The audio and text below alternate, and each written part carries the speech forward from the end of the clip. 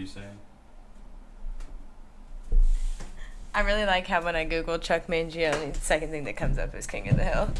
Absolutely. I don't know if that's due to my recent Google searches or if that's what it normally comes up as, but that's so funny. Well, he guest stars in several episodes. This is the best of Chuck Mangione. This song is Friends in Love. And I picked Friends and Love. It sounded like Friends in Love again. Friends and Love. And Love. I picked this song because John doesn't know it's 25 minutes long. Oh, wow. I did not know that you could make Strap a record. In. No, we're not going to play the whole thing. But I didn't know that you could make a record that's just one song. Oh, yeah. Those little 45s that Jeremy bought at the yard sale. That makes sense because those are tiny. Mm-hmm. Those are like, I don't know if you remember in the 90s, those little like tiny discs that you used to like would walk around with the little portable CDs? No. Well, yeah, CDs.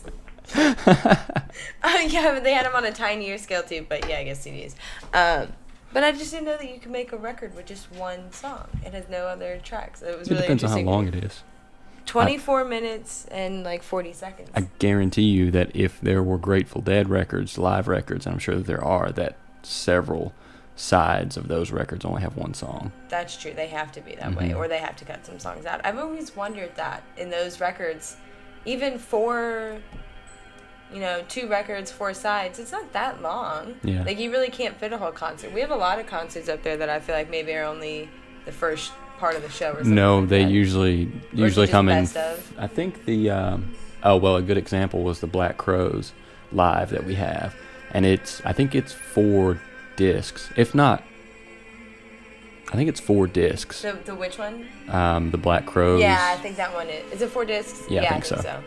It's long. Yeah. And it's a whole That's episode. true. I wonder It's a whole concert. I wonder how long that one is. But yeah, back to Chuck Mangione. He stars in what, 3, 4 episodes? 2 or 3 episodes? Several. The last episode we got to watch of King of the Hill. We don't know exactly what season it was. I guess I could look it up, but it doesn't matter. We've recorded them. We've gone back and watched the ones that we had missed. The last one we watched was a great one. Yeah, if you set your DVR to record King of the Hill when it comes on, they play it so much on Adult Swim that you almost get all of the episodes. There are still some we haven't seen. Right, but so the last one that we got to watch was... You just snorted on the podcast for the first time? I did, but it's so funny because Dale digs a tunnel. A 2-way friendship tunnel. Between his house and Hank's house, and Hank falls through the kitchen floor, and this is all the same episode, right? Yeah. Okay, good. And they end up doing pest control at the Megalomart, and Chuck Mangione is living in the Megalomart. Are those the same episodes? No, they're not. The one that you're talking about where Dale digs the tunnel, and Dale is the character who's the sort of paranoid conspiracy nut in the neighborhood, and the one where he digs a tunnel is the one where Hank's house is. You are so right. I do have them all mixed up now. Mm-hmm. So Hank's house gets, what do you call it when you can't live there? It's condemned. Yeah. Because he falls through the kitchen, and then they have to. Okay, this one did have Chuck Mangione, right? I was just saying the first one that had Chuck Mangione. Right, the Megalomart. Yeah, the Megalomart was the first appearance of Chuck Mangione. He's living in the Megalomart. That we saw. Yeah, after they do pest control and they're looking for a rat, and it turns out it's Chuck Mangione messing with stuff and acting like a rat. But yeah, go back to the episode that I was talking about. Oh, I don't know that much about it. Well, Hank has to go to anger management. Right. And because when he goes to the anger management,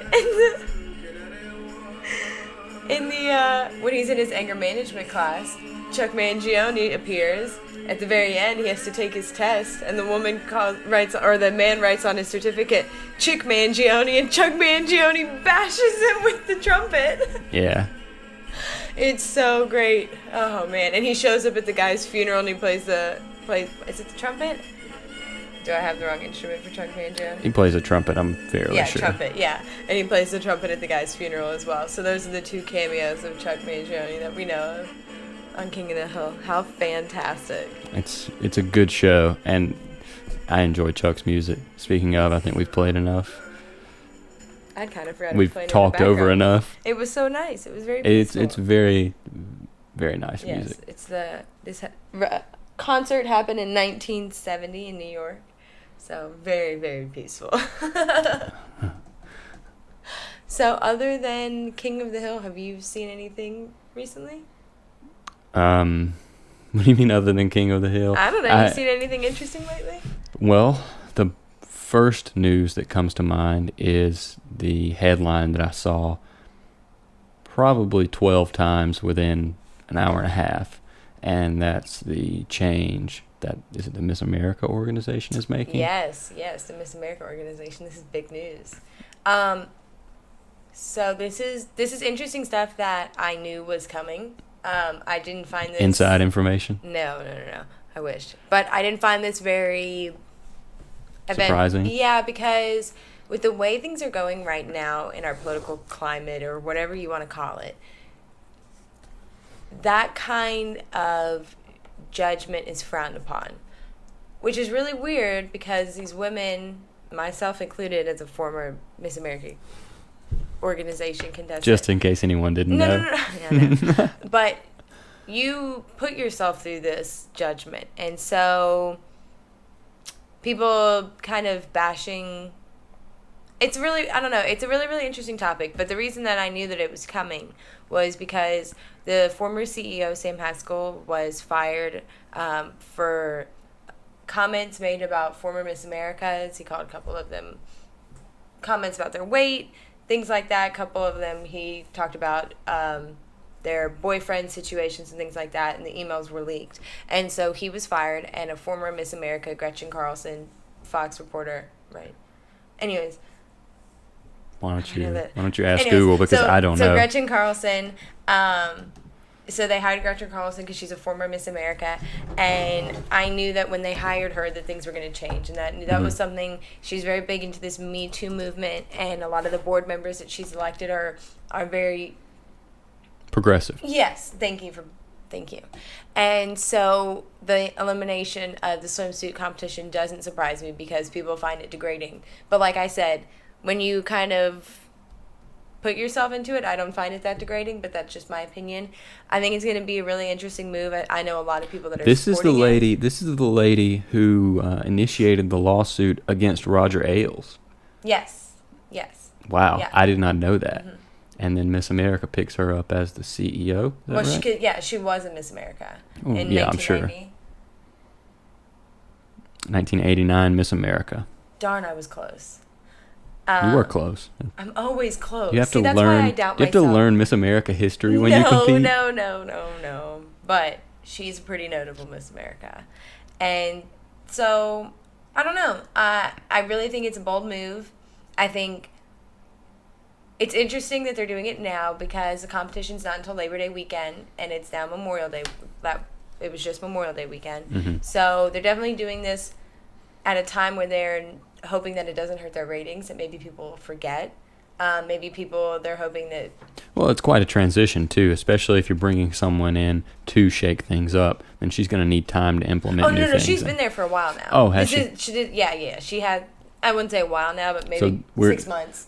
Okay, well, that seems long enough for her to bring in these big changes. Right, but it's really interesting to see how this is going to affect state competitions coming up because you're going to have women who are judged on former criteria, but when they go to Miss America, are possibly going to be judged on a different criteria.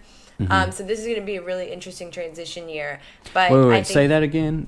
I'd have to double check on that more, but I know currently state competitions like Miss Alabama, Miss Pacific are still competing under the current Miss America rules. Why would they do that? Because they're already going on. Oh. Miss Alabama is going on currently. She'll be crowned on Saturday. They're about to start competition. So I don't know if maybe these rules don't apply until next year. I need to double check on that. That would make sense. But from what I understood, it's effective immediately. The reason is, and I agree with this reason, the Miss America organization prides itself on being a scholarship organization and not a beauty pageant. This transition occurred after... There's a long history of Miss America. It's been around for over 100 or almost 100 years. And so they've transitioned and they've moved to this scholarship organization where women pick a charity that they want to help. You get a platform, and it's really great, but it's really not highlighted or brought to light in a phase of competition. And so what they're trying to do is use this as more of a category for picking a Miss America, somebody that has public speaking capabilities, somebody that has passion and cause and those kind of things, and the drive to want to be a Miss America, a servant to the country, and to deserve the scholarships that she's receiving. And so I understand that aspect, but I don't know if you need to eliminate the swimsuit competition in order to do that, because I think personally that the swimsuit portion shows physical fitness to children. And I understand that some people find that extremely harmful to children. It causes, self-image problems and things like that. But I think that if we transition it more from a swimsuit to what they call like the lifestyle, they changed the name to lifestyle, but really did it more in a lifestyle. Maybe did a little bit of a small physical fitness test. For what a pageant I did that's now called Distinguished Young Woman, you had to do a little bit of like a fitness routine. You did some jumping jacks. It showed that you could kind of sustain living a healthy lifestyle. And I think that's more important than showing what a girl looks like in a swimsuit. And I don't know if maybe that's the best way to do it. It just sounds silly. It does sound really silly, but if you're trying to use the organization to create a positive image and to be a role model for somebody, I can understand where being physically healthy is an aspect. Well, if your goal is to advocate, a healthy self-image, then instead of changing the rules to get rid of women who are showing that they have a healthy self-image, because to get up there in a swimsuit, you have to have a healthy self-image. Why not encourage more women to join who necessarily don't fit that mold, but are still confident in their image and willing to get up there?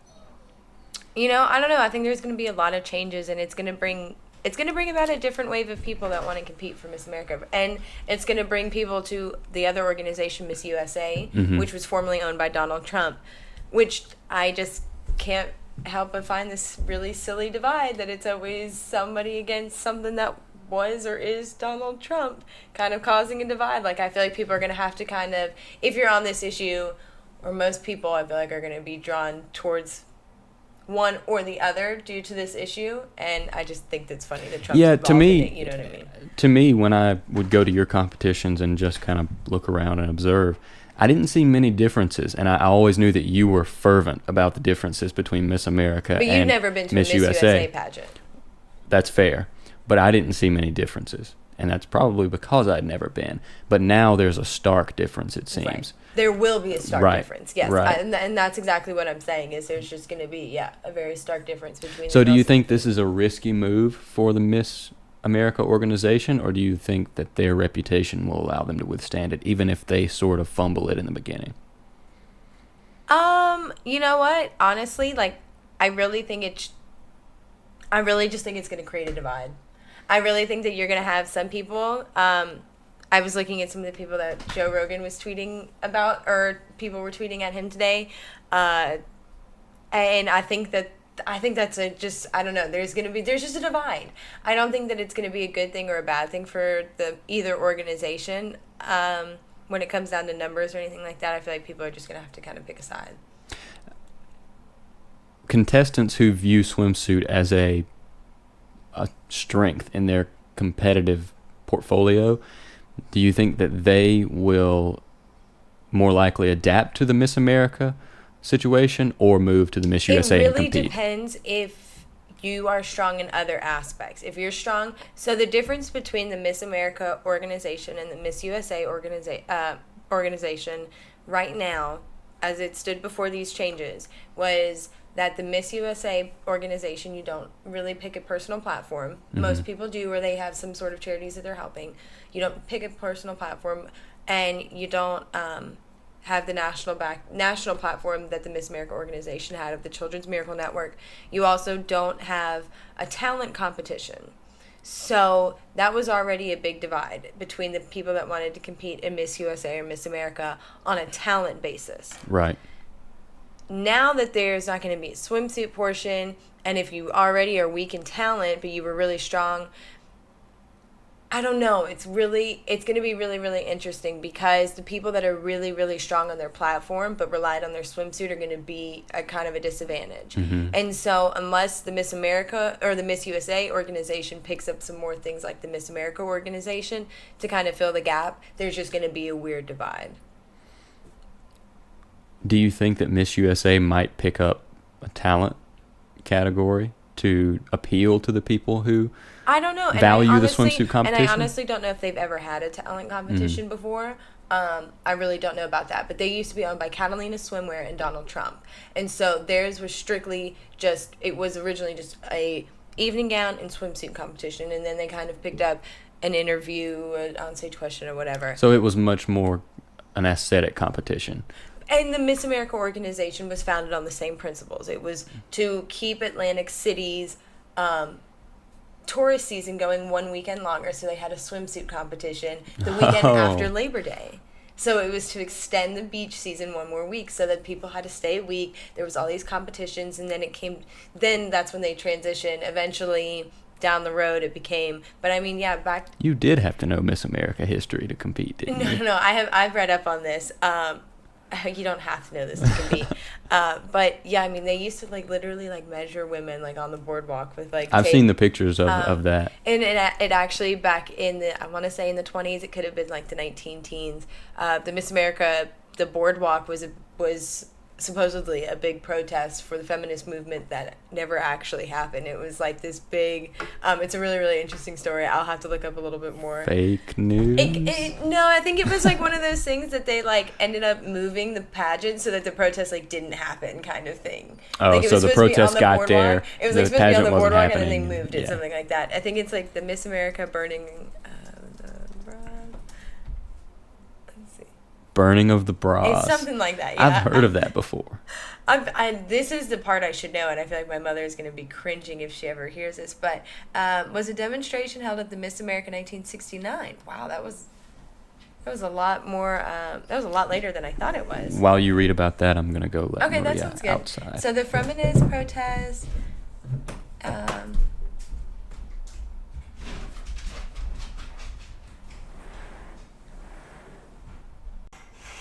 Okay, so it says the protesters successfully unfurled a large banner embolized with women's liberation inside the contest hall. They tossed a collection of symbolic feminine products, pots, false eyelashes, mops, and other items into a freedom trash can on the Atlantic City boardwalk. It was about 400 people. And then they burned it. Yeah, so interesting. Like I said, I'll have to look a little bit more into this, because this is a really, really interesting story, and I feel really bad I don't know this. Well, you know this is that a big part of Miss when we America first history. started talking about potential podcast topics, we were going to look into a feminism episode, and I'd still like to do that, and I think that's something we could fit in. That's true. I'm getting genuinely intrigued by the feminism movements kind of going on now, so I'm definitely interested to look a little bit more What is into it, the third wave? Is that what it's called? Is that what this wave of feminism is called? Oh, I don't know. I think it's the third really? wave. Yeah. I haven't heard that. I don't know. It's just... So, as a woman, how... That you was can a ask joke. me what... No, but yeah, there are certain things that, as a woman, I'm really, questioning when other women support and things like that. And I definitely do think it's something that we could dive into in a later topic when I can have a little bit more background and things like that, because I'm interested to know some history things, but I don't know. Politics in general just confuses me. I don't understand how some people can believe one thing and vote one. Some things just don't make sense to me. Including today. So Donald Trump, and I believe it's the EPA, right? They just interfered with the grid line to make sure that there is a coal backing, and they are making sure that about 400 coal plants stay open. Have you heard about this? No, I haven't. Okay. It sounds like something that I would usually hear about. I heard about it in the car on my way home today. Grid backing. I believe it was the EPA. And The EPS, you mean? That's what your Google search means. And my Google search, I still can't figure out why my Google is so off. I don't know if it's as bad on my computer, but for some reason my Google on my phone is only showing results from 2015. It's really, really weird. If anybody can fix this, I'd appreciate it. But back to what I was saying. Okay, I was trying to see if I could find something. Trump, I think it's Scott Pruitt. Yeah, Scott Pruitt is the EPA chief. I think it's his official title. The head of the EPA. The big honcho. So it was really interesting because a lot of people were saying, okay, well, how can somebody like this support that? Because this is literally government interference in... How can somebody like what? Well, how should Republicans... treat this situation? Yes, because it's government interference. I don't understand what they're interfering with. Because it's something that Donald Trump ran on in his campaign. And so it's something that he's been promising to people, and he wants to keep the jobs in the coal industry. So from what I understood was that he was changing the backing of our grid from... What grid is it the electrical grid? Like our grid? electrical grid. Okay. From natural gas, because he feels like there was potential for interference, whether that be a natural event, like a hurricane, or terrorism event. And so because of this, he feels like there needs to be, I guess, a backup system maybe, or a secondary system. I'm sure that there is a secondary system. I'm sure that, or he may have just changed it to coal. Right. And so this is a big deal because, the coal industry is declining and whatever people want to say, but this is his way of revitalizing it. So this is one of those really interesting questions of, okay, it's bringing people jobs the way that he wanted everything, and it's revitalizing the coal industry, but you had to do it at the sake of government interference. And so it was a really interesting topic to kind of, I don't know, that's just kind of one example. I'm still not sold on the interference because and I'm not sure I want to get into this, but I think that the electrical grid is it absolutely is nationalized. The government runs the electrical grid. So it's not really interference for them to change the structure of the backup systems to that grid. It's just maintenance, or it's a government deciding that there needs to be changes. So it's not as if they're interfering with a free market, it doesn't seem, or a private business or a private enterprise. It just seems like they're changing the status quo of this existing government system. I don't know. I'll have to look into that part a little bit more because I'm not sure on that part. I'm not sure on the part of, but they just kept calling it like interference on the part I was listening to. It could absolutely be being sold as interference so that people see it that way. Very true. I don't know. I'll look into it a little bit more. Let me write that down so we know to go back to it. You want to know what I did look into a little bit more today? And I got sucked into the most incredible wormhole was that Planck's theory that we were talking about. Planck's constant yesterday. Oh my gosh. So I found this wonderful, wonderful guy. Oh my gosh, I wish I knew what this guy's name was. It's Aaron Condren.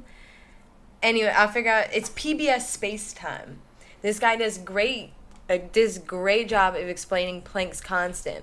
And in the video, he says it also affects these other things. One of them was the electromagnetism, right? The wave theory that we were talking about the other day. Yeah. And so what it went into was I watched an awesome TED Talk about the Heisenberg uncertainty principle. Yeah. Never know if the cat is alive or dead until you open the box. Right. The de Broglie wavelength theory. I've never heard The that. Schrodinger equation. This is the first time I've ever seen a tab open on your computer with mathematical equations. I'm really proud. So it led me into this incredible wormhole, and I am nowhere near smart enough or read up or have watched enough YouTube videos on this stuff to explain it to anybody, but please go in that order. Like I said, if you watch this Planck's constant video, it does a really good job because it kind of lays out how interesting quantum mechanics is and how, again, we don't know anything. That it was, I don't know, it's just so interesting. And it was really cool to find out that what you learn in school about electrons is like nowhere near like anything about atoms. He's going into... It's extremely simplified because unless you're interested in science, why spend the time?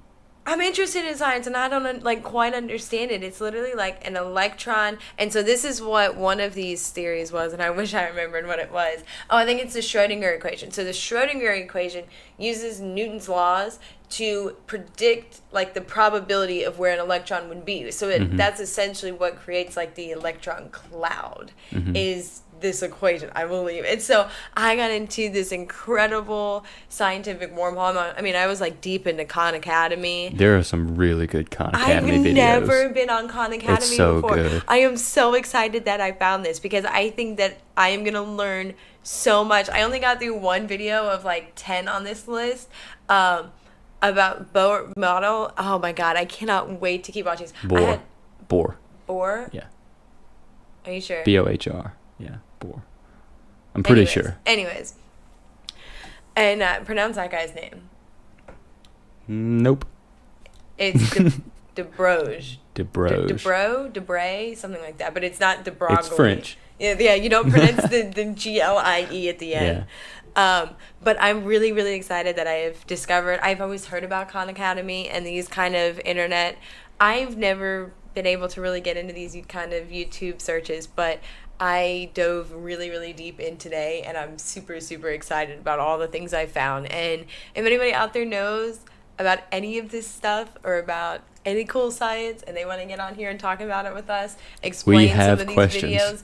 Yes, we have lots and lots and lots of questions, but we just want to hear you talk, like, honestly. But, you know, I don't know how much you want to talk about this stuff because it's really deep, really interesting quantum mechanics. But essentially, let's put a pin in it and come back. Well, I was going to say we were right, and everything, including light, is a wave and a particle. And that's what all this stuff really dives deep into. And it was so fascinating, the science behind. They found out that essentially everything is compacted wavelengths along with particles because we're moving and we're still and we're here and we're not here and we're in a place but you can't tell what place we're exactly in. It's really, really crazy that we don't know anything. Well, that's why relativity was such a breakthrough, because relativity just says that our best guess of what reality is like is based on relationships of things, because we don't really know anything about the fundamental nature of nature. So we can only look at the relationships and see what that tells us. The only thing I have a problem with is this Planck's constant was kind of found on a mistake. He found it because he wanted to find a simple way to like classify things, and it just happened that it all worked out in this systematic, and they found the constant and all this stuff. And it really had me thinking, are we learning more about our world, our universe, or whatever? Or are we just finding ways to make it more relatable to us? That my first Are we finding these discoveries, or are we making the discoveries to fit into us? Like, are we sometimes, like, some equations and some things I think that we're kind of looking at in only a single way because we want it to fit the certain way, the certain mold or the certain mindset that we might have about it. And I sometimes think that those aren't correct. Does that make sense? Kind of. What were you going to say before I went down the wormhole? I think that I think you're touching on bias of anyone who's looking and trying to figure something out. They're going to have a certain way of looking at it, and it may influence the outcome. I was reading a really interesting article today from a Japanese architect, and he was talking about the possibility, or what might have been, if Japan hadn't adopted Western technology and convenience. And he was postulating... What specifically?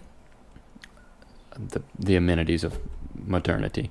So gadgets that we use that make life easier, indoor plumbing, things like that. I didn't know if there was like one or two things specifically. It was a very broad discussion, but he was just reflecting on what these same developments might have been like if they had been developed by Japanese people in Japan instead of being adopted by Japanese people. And a really good example was recording devices. And he said that one of the most important aspects of a Japanese conversation are the breaks in the conversation. And that really says a lot about the tone you're saying something in. And he said in recording devices, those breaks are dead because you can't convey what's being conveyed in person in a Japanese conversation over a recorded device.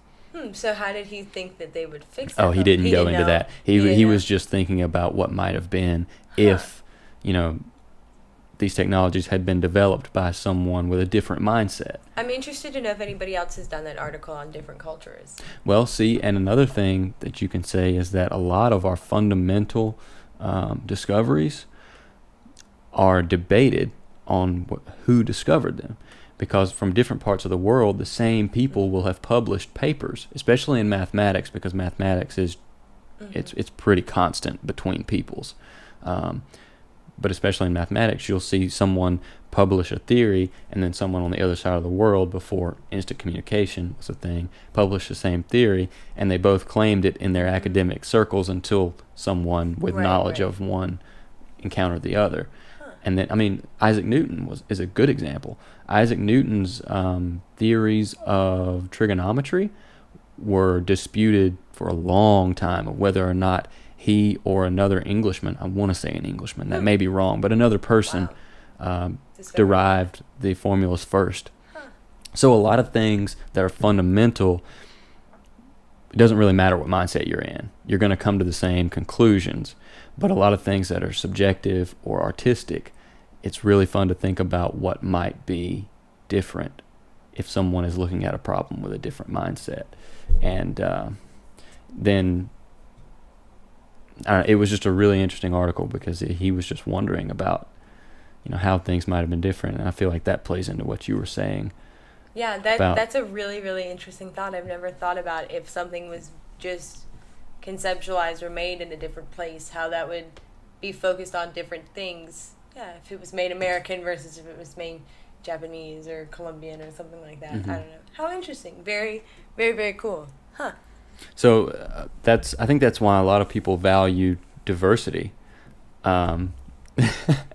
especially in academic circles, because you can have someone with one mindset who won't be able to solve a problem, but the minute that you have someone with a different background or different experience come in, they may only have to ask a question that breaks the original researcher out of that mindset. Oh, you could find that in anything. Anytime we have discussions with people, you have one person come in and say something different. You're like, wow, I've never thought about that before. And it changes the whole So you investigation. Can see that in everything. Yeah, right. That's so interesting. Yeah. What else have you read that's been interesting lately? Anything else? I can't really bring anything to mind. I was reading about the Supreme Court case, the Masterpiece Cake Shop versus the Colorado Human Rights Commission, where the Supreme Court ruled that the Masterpiece Cake Shop didn't have to bake a cake for a same-sex marriage because the owner had a religious objection.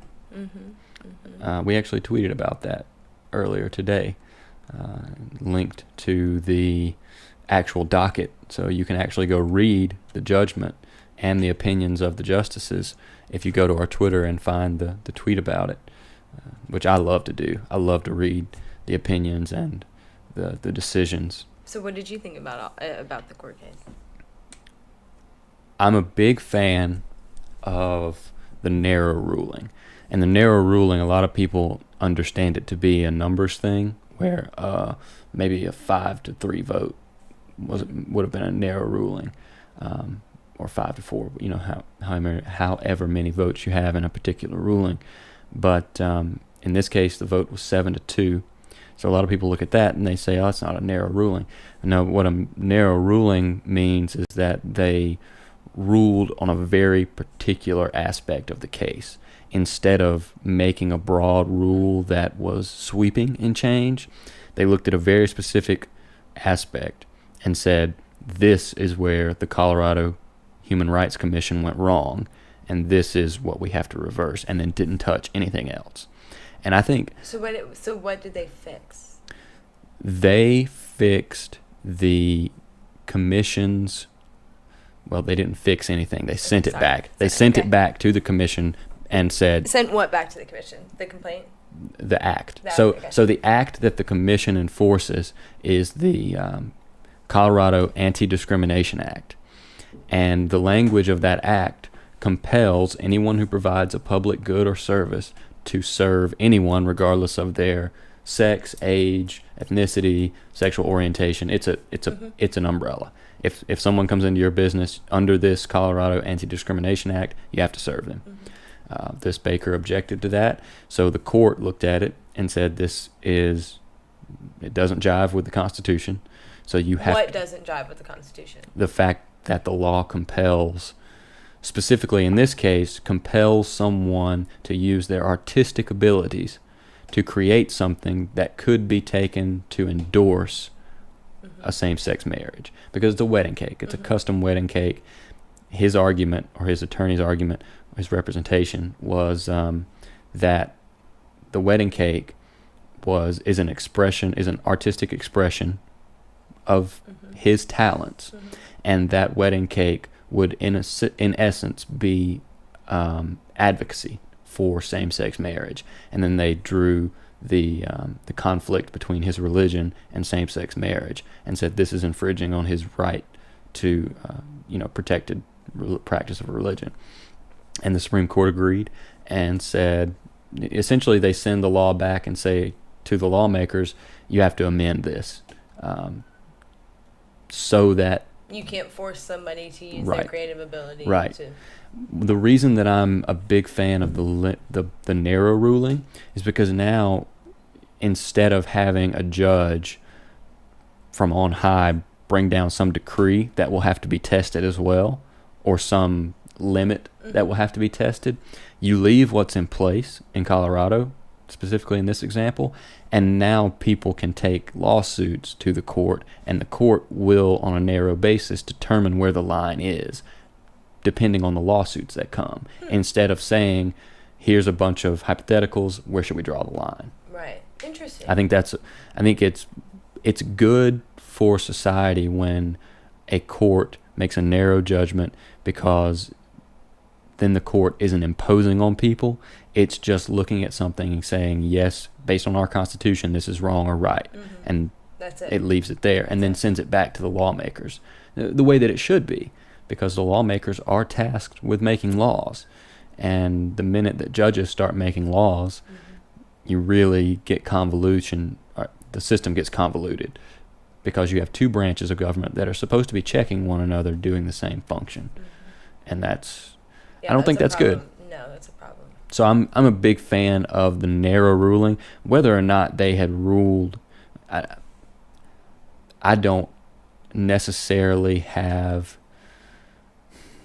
So the political coloring of the ruling isn't as important as the actual judges' behavior and their scope of judgment. You're just glad that they left it open. Right. Right. But I am really interested to know, what do you think about what side do you think...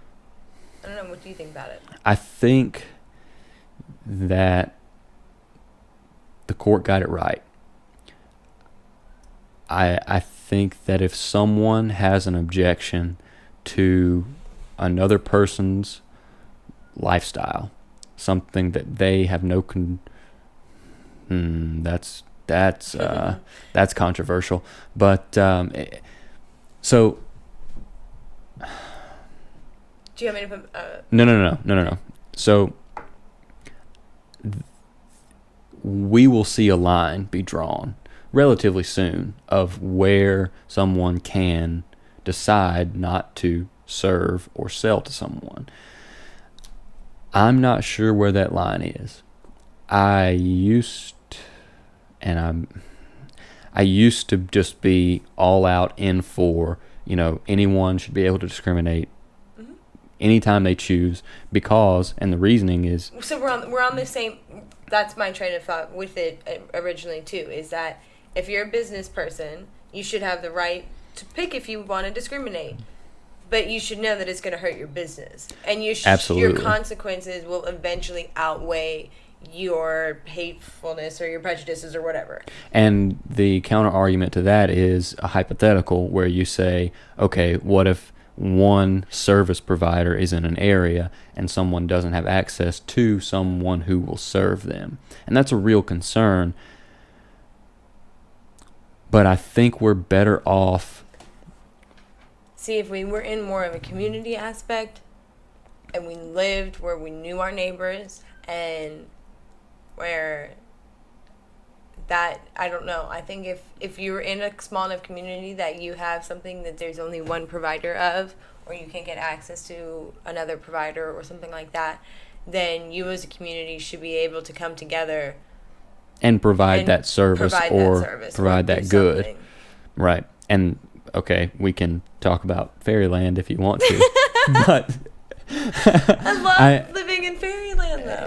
It makes for good conversation. But to stay on what we were on with where is that line, the thing that is difficult for me to discern is that a person, and I'm thinking strictly in small business terms, a person puts their time, their money, and their energy into producing a product or a service. That is theirs. They own that. In my philosophy, that they have created it, it is theirs. They should be grateful for the people around them and the underlying structures that have allowed them to make it, but that doesn't change the fact that they have created it. Without any direct help, they have created it. I think that gives them total ownership. And with total ownership comes the ability to say, no, I don't want to sell this to you because my prejudice, my values, whatever they call it, is more valuable to me than the money you would give me. And I think people should be able to make that choice. And in the environment that we live in now, with the just mob mentality, if someone really did decide in a moderately populated area that they weren't going to provide a service to a minority of people would rally so quickly around. It's the power of, and especially nowadays with the power of social media, that kind of stuff doesn't fly anymore. And so I was thinking and you're totally right. And I was thinking the other day, my line of thought was, okay, what if a major company decides that they don't want to serve a minority? And I thought, well, who's to stop them? But again, the outcry would be so widespread and so deafening that they would either change their policies, or someone would fund a startup that competed with them and served that community. And even members outside of that community, the community that's being discriminated against, would flock to the alternative because they support. That's the real thing, is the alternative that would come in support of, because you take all the complaints that somebody's put out there of the community, or of the provider that messed up the first time, and then they make it better. Yeah, you're right. If anyone out there is opposite or opposed to the things that the policies that we've been sort of implicating, they turn into policies. They're just thoughts now, but if someone out there is totally opposed to what we're saying, don't leave just yet. I mean, we have anyone on, and we're more than happy to have anyone on who can hold a conversation and express their ideas, because it's just one of those trains of thoughts that when I look at it,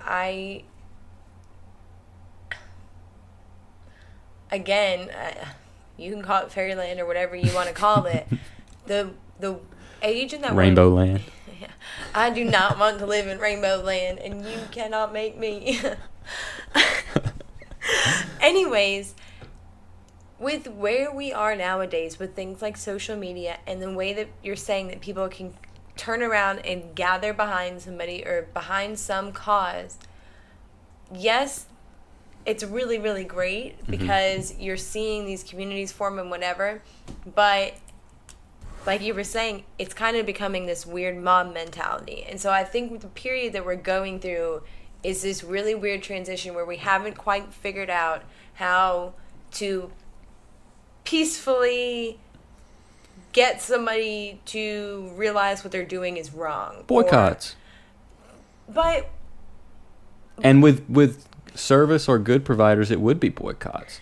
But it is. But what I'm saying is now it's in this age that we're living in now, it's all bashing and it's all negative, and there's nothing that's extremely peaceful or thought-provoking or wanting to talk things out and get the platform out. Like you were saying, it's very everything nowadays, I'm just saying, is very like, oh, we're going to sick our people on you, or we're going to run you out of business, or we're going to do this. And that's not how it should be. It should be, hey, we're going to bring light to this, and like we want you to realize where you're wrong, and like we want to help you move past this. It shouldn't be like we want to run you out of business, or we're going to bring somebody else in to get you to do something better. And maybe it is. Well, maybe it is sometimes saying, all right, we're going to show you how it's done, but I think that sometimes we're going about this in not the best way. You can't take away the threat of running someone out of business, because that's what motivates them to change. And that's why you use a boycott, because it hurts their business and it threatens to put them out of business. You can't, especially if you have a widespread movement, you can't control the individuals in that movement. So there may be people who take it to the extreme and go out and personally attack the CEO or anyone involved in a company that a boycott is happening against. But all you can do as an organizer of a boycott or someone leading the charge on a boycott is state the principles of the boycott and the goal of the boycott. And if people go outside, as long as you have clear principles and clear objectives, I agree with that. I don't agree with just seeing people on something or this is wrong. But yes, if you have, I can agree with that. If you have clear, this is what we are trying to achieve. Once this is achieved, like, this will end, like, but that's kind of a negotiation standpoint at that point. Yeah. Yep. I think that, like I said, we're going through a little bit of a change. Right now we're still kind of in this angry, progressive, everything needs to be changed in extreme opposites, and you're getting a lot of pushback from both sides, I think, on a lot of different range of topics. And it's manifest everywhere. It is, and I think that that's just a time we're living in, and I think that's going to change. I think it's going to become more of a peaceful. We're going to have clear boundaries. We're going to know what we're discussing here. We're going to have our opinions laid out. Wait, we're going to know what we're discussing here? As in, no, not here. Not on this podcast. Not on this podcast, because we have no idea what's going on. I have no idea what's going on. Another great reference. 3 or 4 references today. I can't believe that's our first South Park reference. Yeah, I know. And fittingly, that's a Tally reference. It's extremely impressive that that's our first South Park Is reference. Tally your favorite character on South Park? Tally, you're the worst character ever. No, Mr. Hanky is my favorite character. Because really? I grew when you were a kid. Yeah. Watching the Christmas Pooh episodes with my dad. Okay, so watching the Christmas Pooh. While I go let Maria back in, why don't you do the Mr. Hanky Christmas Pooh song? I don't know if I know the Mr. Hanky Christmas song, but I think I'm getting pretty good at some of my impersonations. Don't you think, John? Howdy ho! I love the episode of South Park when Mr. Hanky has his entire family and they have to make the video and they clean up the town and there's a homeless man sleeping on the floor and the little girl's like, why is he frowning? And she walks up and she draws a little poop smiley face on the homeless man's face and she's like, oh, that's better. Jeez. What a ridiculous The show. show is so absurd and it's the absolute best. There are some episodes that I just are cringeworthy. What were we watching? Yeah. Oh, when Hank Hill cut. Hank Hill, you're blending shows now. No. Cartman. I was thinking. Was this something Cartman did? No, I was thinking about what cartoon it was that I was cringing at because of the blood, but it was King of the Hill when he cuts his finger off. I mean, I'm so squeamish that like I couldn't even watch like a cartoon like cut his finger off with a and it didn't even show it. It was a sound. It showed the two of them talking with their hands out of the frame, and you could hear the saw hit the finger. And God, Taylor stop. I'm lost like cringing now. Oh my God, my skin is crawling. That is so god awful, John. Ugh. Thanks for making me relive that. But yes, we're gonna have some taco flavor kisses. Jeez. Let's just turn the computer around and play South Park. Play some Jennifer Lopez. So ridiculous. So absolutely absurd. Trey Parker or Matt Stone, either one of those would be great podcast guests, I feel like. Yeah. Next time we're in Colorado, we'll have to stop through South Park. Yeah. Maybe find some characters. Do a roadcast. Yeah. Yeah, we're going to have some roadcasts coming up soon. We're going to be heading to Texas on Friday. Yeah. Today's Tuesday. So be on the lookout. We're going to have our first Outcast. Roadcast. Podback. What do we call it when we're podcasting from the Subaru? Well, it should be an I like Outcast. a roadcast. I know, I like the Outcast. But definitely going to be a roadcast. So be on the lookout for that. We're going to have some fun, exciting stuff going on the road. Who knows what weird stuff we're going to get into. Our conversations are very weird on the road. The last conversation we got into, and, you know, I already did have this pulled up on my computer, but the last really big podcast or topic we got into on the road was about Donald Trump and Kekestan. Oh, wow. And the legend of Kek. So has any of the 4chan coincidences been debunked? So the reason I had this already pulled up on my computer was because of your recent tellings of me about QAnon or whatever that was. Oh, QAnon, yeah. Yes. And so it had me thinking back onto our discoveries of this incredible theory of how Donald Trump won the 2016 presidential election. It is, by definition, incredible. Because you can't make things like... I really wish that we could have had a video of us finding this video or finding all this stuff out on the internet, because my jaw was literally like dragging behind the car, like wide open, just what is going on, mind blown, like absurd. What were you on? I'm just saying, it was such a bizarre, interesting find. So for people who have never heard... Good luck making this. And of course I have too many tabs open on my computer on this old thing. Old MacBook? I don't know what's going on Old here. Equipment? Sounds like a few donations might help that. Definitely. Maybe wants to help out here. All right. So... Are you going to read this whole thing? I am not. Okay. Because I really do remember most of this. But I have this pulled up in case because I am not an avid 4chan, Reddit... Neither am I. ...discussion board... Even if we were, we wouldn't tell you. No. I don't know how to use any of this stuff. And so... We had never heard about this when we found this out, and so I have a feeling a lot of our listeners will not know what's going on. This is a futile question, but how did we even come to this topic? John, I could never, ever tell you that. Well, it was probably at the end of it was the beginning of a conversation at the end of about an hour-long I could not. Stream of thoughts. I could not tell you. So, for people who don't know what 4chan is, it's just a discussion board. There are some interesting things that are very specific to 4chan. For instance, when you post something, you post it anonymously, and you get assigned a random number, and the website counts the posts. so, but it doesn't count them in order of the section you're in. It counts them from the entire website. So they're practically randomly generated because people are constantly posting on different boards. It's a huge international site. So you get this random generated number. When you have one that ends in multiple of the same numbers, it's so ending in a 444, and most of these numbers are maybe 10 digits long.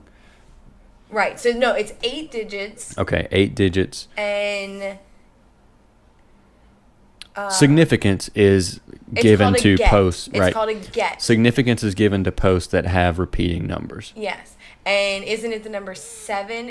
So the number 7 is huge. Is going to be a huge factor in this theory later on. So if you had the get of 7, your posts were like considered a little bit more significant. Yes, more significant than others. And it is good to note that some posts that have gets or repeating numbers are completely just totally random. It could be at times posts that are nothing more than unintelligible banter or.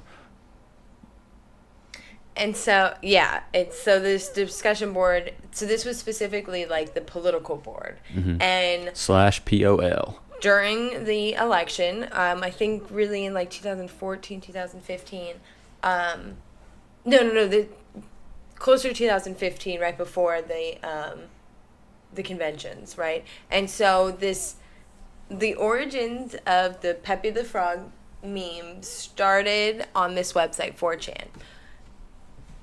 There's a little bit of a debate about like the exact origins, who posted it first, whatnot. But this was eventually brought up by Hillary Rodham Clinton herself as... Well, what happened first was that the meme was being... So she eventually goes on to call it... what does she call it? Like a terrorist? An enemy of the state. An enemy of the state, yeah. And so what had happened was this unofficial picture of Donald Trump of the Pepe the Frog had kind of become the mascot for him. And so, I'm sorry, what were you saying? Well, I was going to say something that relates to leading up to all that, but the meme was used by both parties on the board, even though there is a really far right-leaning audience. And so naturally, the majority on the board, which is the right-leaning audience, co-opted the cartoon and started to use it in to advocate Donald Trump. And that's when things started kind of getting strange. And when it got really weird was when people started exchanging the word LOL for this word Kek. K-E-K. Comes from some obscure World of Warcraft Korean language barrier. That's how the word was generated on this 4chan website. The word keg turns out to be extremely interesting. And so this is where things start to get a little weird. So you've got this Pepe the Frog meme circulating. Donald Trump is the candidate. Kek is being used on the board. On this board. Kek is an Egyptian frog-headed deity. So this gets a little bit more interesting. So this Kek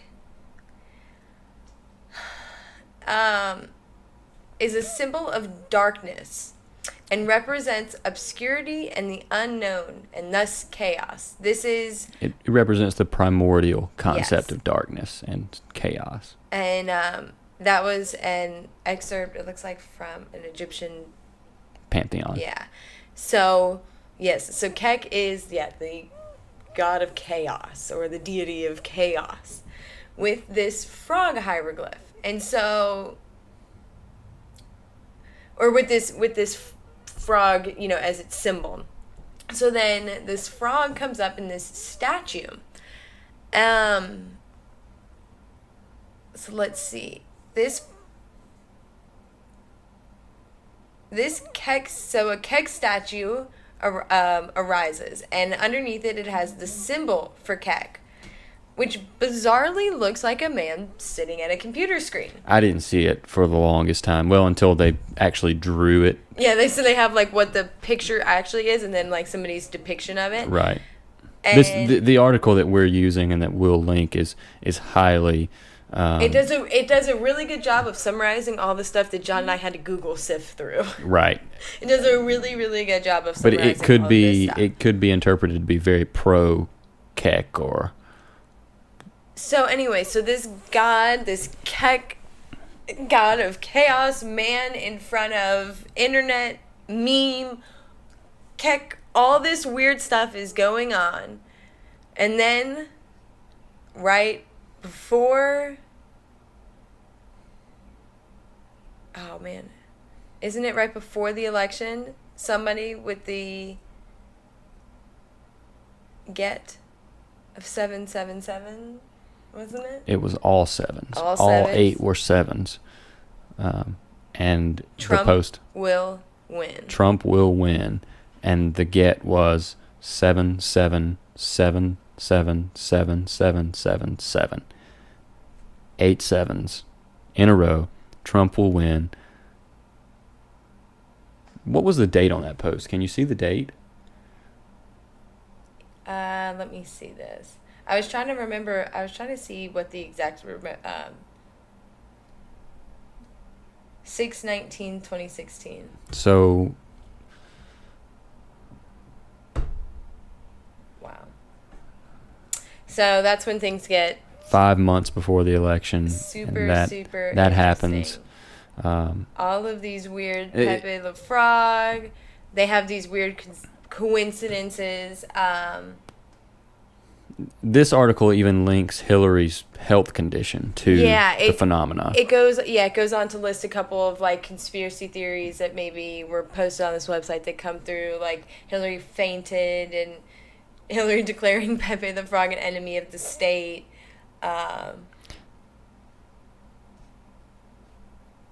There's another excerpt, and you may not want to bring that third excerpt up because I'm not well versed on it, and it's the most obscure one on the website. But it's about an old record. Yeah, I don't know much about that weird record that they were showing. I don't remember what was going on, but I just now thinking about when we were in the car and this led into some dark magic stuff. And didn't we somehow get into that weird, what was that weird deity that was like sacrificing? Like, we got into some really weird stuff. Moloch, yeah. I think this article will get into Moloch, but I don't remember exactly all what that had to do with that. But that was there's a verse in the Bible where it references people. That's exactly what it was. Yeah, people who are worshiping Molech. Okay, so what John and I then later found was this prophecy. Gosh, how they were linked and how this all like came about, I don't even remember. But you're right. So we got into this Moloch discussion because what was later discovered on this 4chan website, posted by somebody with one of those gets, I think a 777 get, this really, really interesting prophecy talking about the idols will speak and move about. No one could easily figure out. So it's really, really interesting. And talks about, I don't have the exact prophecy. I thought I had it pulled up. I thought I had it saved on my computer. But you're right. That's when we got into Moloch, was when it was talking about this prophecy that was posted on 4chan about how some of the things had come true. And one of them referenced like a dark god or something. And somebody said, oh, it could be like a Moloch, like a Trump, or somebody being like a Moloch. And yeah, we get into some interesting conversations on the road. Very interesting. The Moloch, wasn't he like a goat eating like child? I have no idea. It was so interesting. Moloch Corporation, there it is. There we go, Moloch Corporation. You were so right. A Canaanite god associated with child sacrifice. So it was child sacrifice. For anyone who's listening to this and thinking, what the hell are they talking about? There is an actual country. It's a virtual country called Kekestan right now. And people claim to be Kekestani, and they believe in this.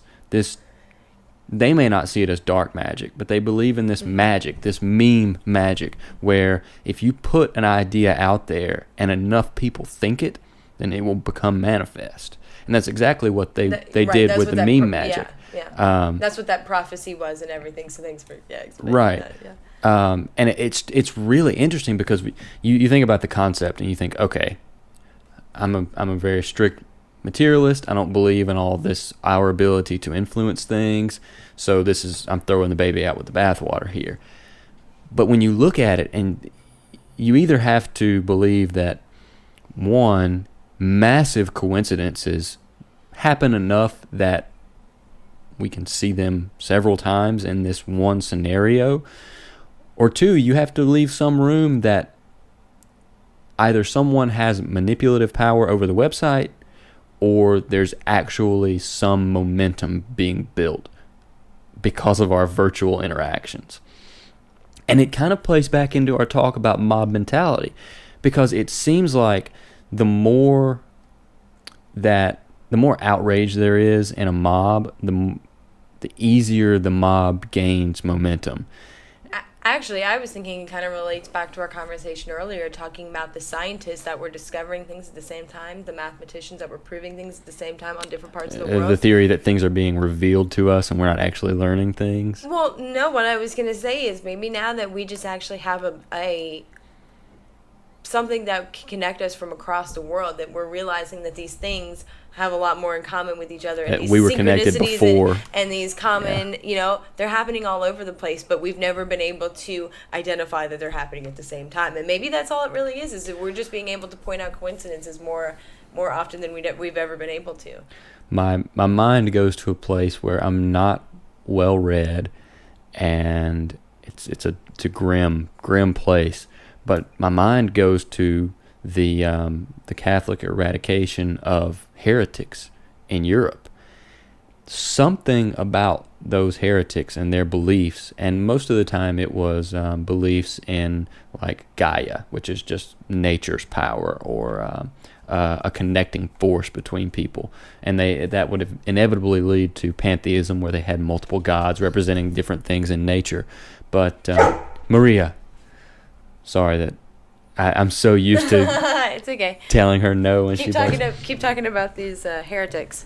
So the Catholic Church found something so disturbing in these heretical teachings and practices that they carried out murders. I mean, systematic murders. Why don't you just take her out, Taylor? It's a chipmunk.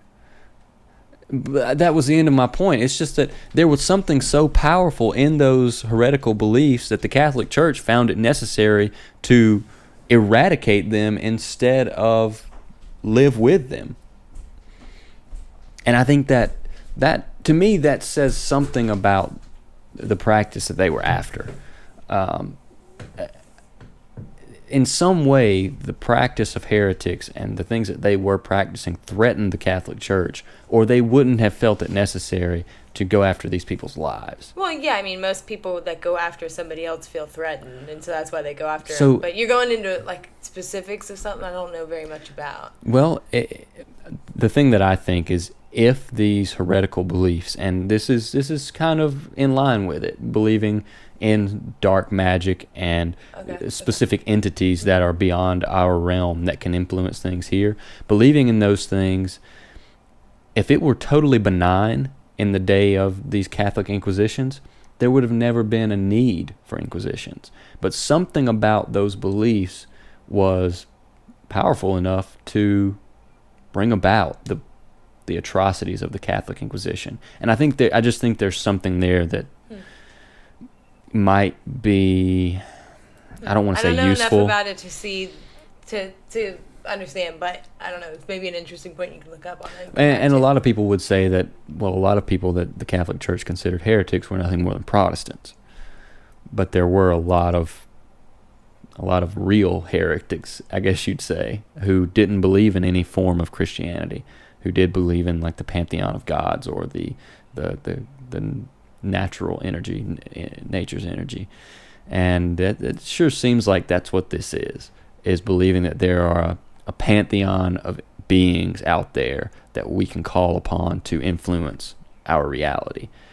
Because that's the whole thing with Molech and Kek, it's not just people getting together and saying our intention is doing this. They're actually pointing that intention at a being, an entity, and then they're expecting something to happen. Right, they're harnessing a Kek. It's just their deity that they're believing in Right. instead of a god. They're believing in this Kekestan and all that kind of internet. It's very bizarre. And as much flack as thoughts and prayers get on social media, especially with our latest wave of school shootings and shootings in general, a lot of people bash thoughts and prayers. Like politicians say, thoughts and prayers out to these people that have been hurt. And there's a lot of bashing of thoughts and prayers. But there's something to a person's intention, and especially a group of people's intention, that is at least healing to other people.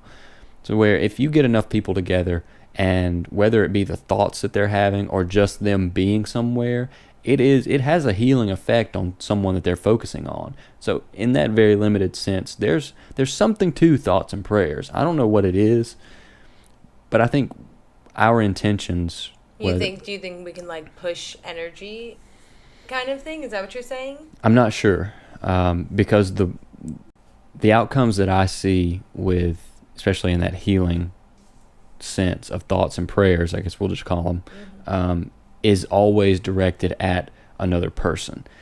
And that could be just that person feeling comfortable that they have people that care about them enough to be there and to be present with them in their time of hurt. But what about people that do rain dances?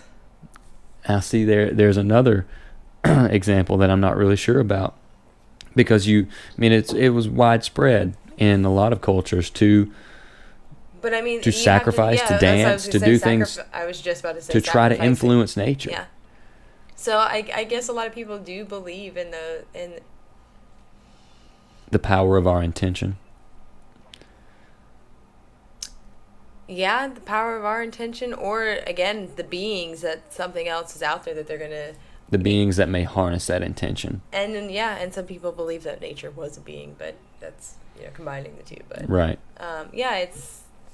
It's crazy that those kind of things happen all over the world at the same time. Very similar thought processes and things like that. And I don't know, like I said, maybe nowadays we're just able to see that they happen all over the world, and we've really never been able to see those synchronicities. I don't really know. It's really, really interesting. Well, maybe it is all a coincidence.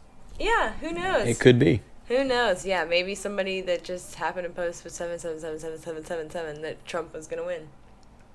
And anyone who agrees with the results is more likely to say there's something special about it.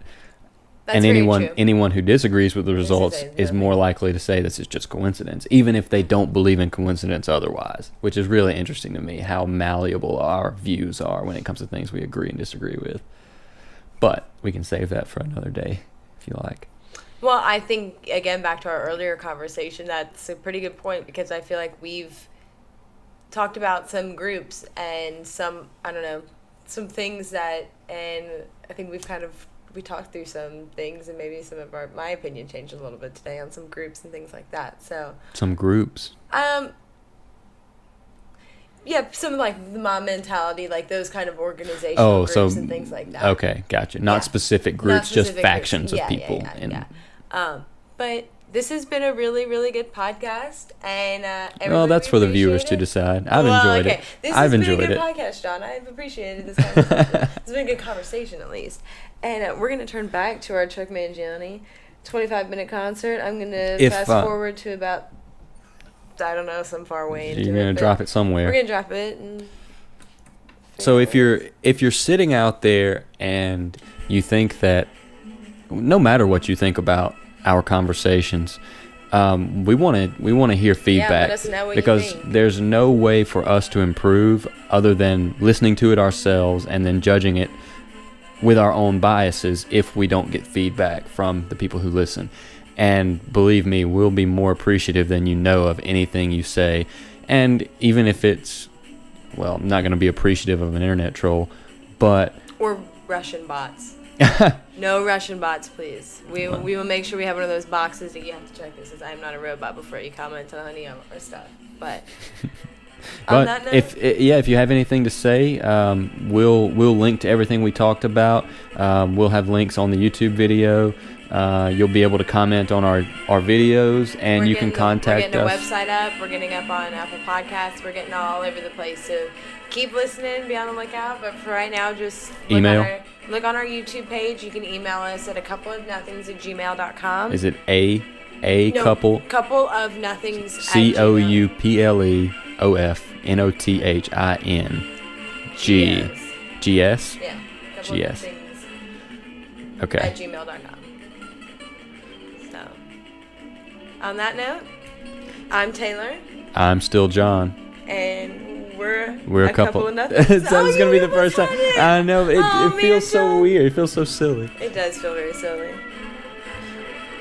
We hope you all have enjoyed, and we'll see you next time. Any suggestions for topics, too, send them our way. I thought you said topics. Yeah.